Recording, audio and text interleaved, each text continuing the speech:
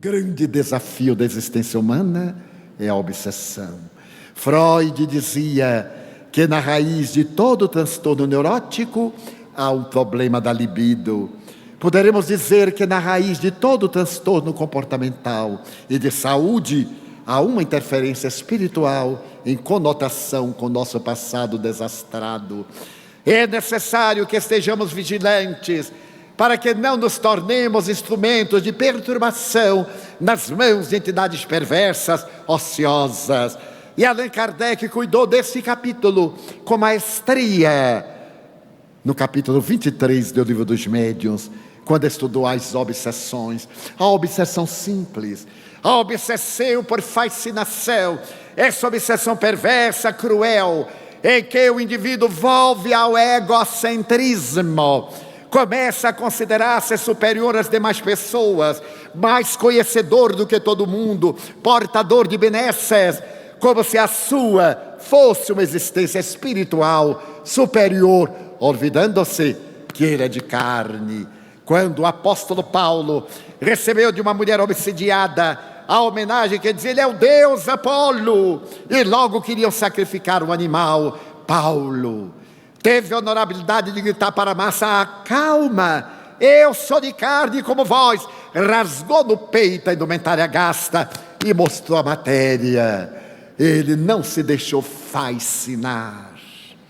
Como é comum entre os médiuns e outras pessoas, intelectuais, expositores, escritores, que de repente são picados pela mosca azul e acham que eles são privilegiados. Tudo aquilo que verte dos seus lábios é a palavra da verdade. E aquilo que vai do seu raciocínio é a única. E que o mundo existe porque eles existem. Isto é muito grave. Toda vez quando percebermos esta autossatisfação presunçosa, além da imperfeição moral, que é característica do espírito, mesmo que intelectualizado, é uma imperfeição moral, é também uma inspiração de entidades perversas para criarem problemas. A obsessão simples, ela jornadeia no nosso dia a dia. Poderíamos dizer que ela é uma espécie de gripe psicológica, porque de acordo com o nosso tono vibratório, pensou do bem, as entidades venerandas acorrem.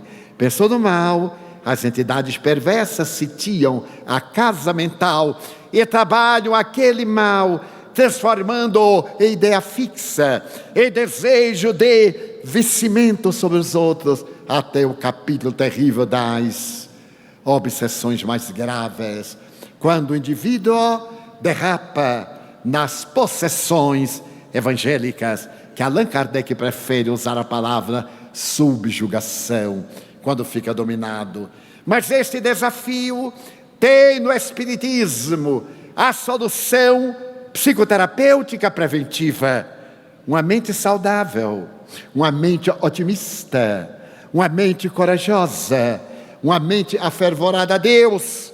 E tem também, quando instalada a problemática, a terapêutica curadora, através da oração, da paciência, da prática do bem, da ação da caridade, que são recursos psicoterapêuticos que obstaculizam a interferência das entidades perversas. Ademais, os passes, a terapêutica vibratória, bioenergética, a água magnetizada ou fluidificada, as nobres sessões desobsessivas, nas quais se dialogam com os adversários que vêm de ontem, e se lhes dá a chance sublime da sua reparação.